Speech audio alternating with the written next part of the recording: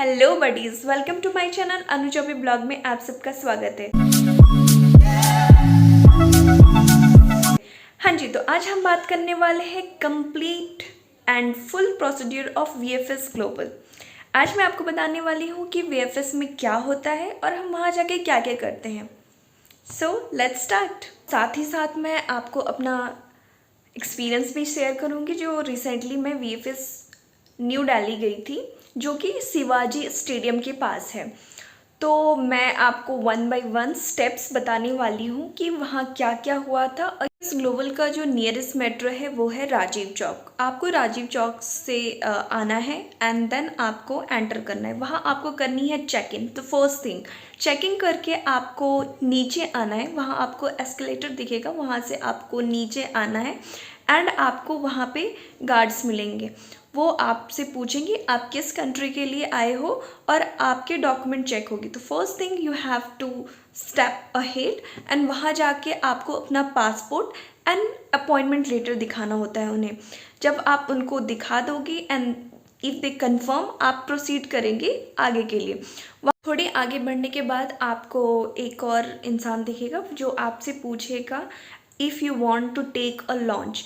तो lounge basically premium service होती है जिसके लिए आपको ज़्यादा भागा दौड़ी नहीं करनी पड़ती। आप एक जगह पे जाओगे और आपका सारा काम हो जाएगा, बट उसके लिए आपको कुछ अमाउंट पे करना होगा। मैंने लॉन्च नहीं लिया था, मैं आगे बढ़ गई और आगे बढ़ के हमें फिर से बताना होता है हम किस कंट्री के लिए हैं। वहाँ पे हमें लेना होता है टोकन। बेसिकली टोकन ऐसा कुछ नहीं होता, बस एक प्रिंटेड नेम होता है आप हो एंड उस पर एक नंबर होता है जिस नंबर से आपको वो आगे वो बुलाते हैं कि लाइक G7, G8, G5 ऐसे करके आपको बुलाया जाएगा। Based on that you will proceed for the document verification और सबमिशन। एक छोटी सी स्लिप होती है जिसमें वो लिखा होता है। फिर मैं आगे बढ़ी, मैं वेट करी अपना टर्न आने का। फिर उन्होंने वो नंबर बुलाया, मैं गई डॉक्यूमेंट्स लेके। फिर वहाँ पे उन्होंने कुछ जनरल क्वेश्चंस पूछे लाइक आप अपना पिन कोड बताओ, ईमेल आईडी क्या है, आप क्या करवाना चाहते हो, कुरियर मोड क्या होगा, पेमेंट मोड, ये सब सारी बेसिक डिटेल्स पूछी। तो वहाँ पे आपको कुछ पेमेंट करना होता है लाइक कुरियर एंड कुछ अदर चार्जेस होते हैं जिसका टोटल कुछ अमाउंट होती है जो आपको कैश काउंटर पे जाके सबमिट करना होता है। तो वो एक बड़ी सी स्लिप हमें निकाल के देते हैं जिसमें सारी डिटेल होती है, कितने पैसे कहाँ कहाँ लग रहे हैं। तो उसके बाद उस पर वो लिख देते हैं कि आप इस काउंटर पे जाओ, कैश काउंटर पे, एंड वो होने के बाद आप वापस आओ। फिर मैं गई कैश काउंटर पे, वहाँ जाके मैंने कैश सबमिट किया एंड वापस मैं आई। तो वहाँ पे डॉक्यूमेंट वेरीफाई भी होती है, डॉक्यूमेंट सबमिट होता है और आपका पासपोर्ट भी वहीं पे सबमिट हो जाता है। फिर वो एक लिफाफे में उसको सब डालकर आपको फिर से देते हैं कि आप अब बायोमेट्रिक के लिए प्रोसीड करो। तो आप सारा लिफाफा लेके आप बायोमेट्रिक काउंटर की तरफ जाएंगे। तो एक रूम टाइप होता है, B1, B2, B3 ऐसे करके रूम्स होते हैं, वहाँ पे आपको जाना होता है। फिर मैं रूम्स में गई, वहाँ पे ऑलरेडी एक बैठी हुई थी, उन्होंने मुझे वेलकम किया एंड देन उन्होंने बोला आप यहाँ पे बैठ जाओ। फिर उन्होंने फ़ोटो लिया। फ़ोटो लेने के बाद हमें बायोमेट्रिक देनी होती है। तो हमें फिंगरप्रिंट अपना वो इंस्ट्रक्ट करते हैं ऐसे लगाओ, वैसे लगाओ, थंब लगाओ एंड देन 4 फिंगर, जो भी उनका प्रोसेस होता है वो करने के बाद वो बोलते हैं now you are done for the day. तो ये तो था पूरा प्रोसेस। अब बात करते हैं, एप्लीकेशन सबमिट हो गई, अपने एंड से सारा काम हो गया। अब हमें अपनी एप्लीकेशन को ट्रैक कैसे करनी है।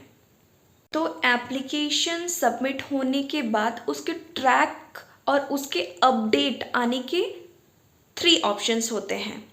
पहला ऑप्शन होता है आपका ईमेल आईडी। तो जो भी ईमेल आईडी आपने वहाँ पे बताया होगा, उस ईमेल आईडी पे जब भी कुछ नया अपडेट होगा एप्लीकेशन के रिलेटेड आपको मेल आ जाएगा। Second thing is SMS। सो जो भी आपने अपना कॉन्टैक्ट नंबर वहाँ पे दिया होगा उस पर आपको मैसेज आएंगे। Third is tracking number. Basically it's called as a reference number, जो कि आपके रिसिप्ट पे लिखी हुई होती है क्लियरली। तो अगर आप उसको ट्रैक करना चाहते हैं तो आपको VFS ग्लोबल के लिंक पे जाना है और वहाँ पे जाके आप अपनी एप्लीकेशन को ट्रैक कर सकते हैं। तो ये हो गए तीनों ऑप्शंस। नाउ जब हम ट्रैक करते हैं तब भी कुछ मैसेजेस आते हैं, अब उस मैसेजेस के बारे में बात करेंगे। फिर जब आप अपने ट्रैकिंग नंबर से एप्लीकेशन को ट्रैक करते हो तो इन द इनिशियल आपको इनवैलिड इनपुट आता है।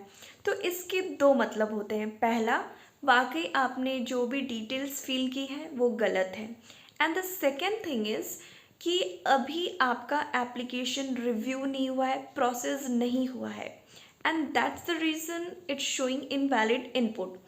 तो इट्स रिकमेंडेड कि आप 72 आवर्स के बाद एप्लीकेशन को ट्रैक करें।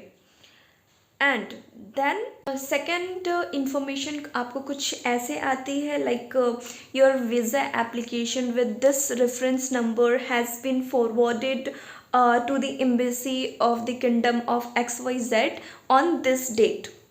सो इट मीन्स आपकी जो एप्लीकेशन है, आपकी जो वीज़ा सेंटर है, वहाँ से एम्बेसी को चली गई है। मैं कम्प्लीटली बात कर रही हूँ शेंजन वीज़ा की and those who are on the orange carpet. So इनका वीज़ा प्रोसेसिंग टाइम थोड़ा कम होता है।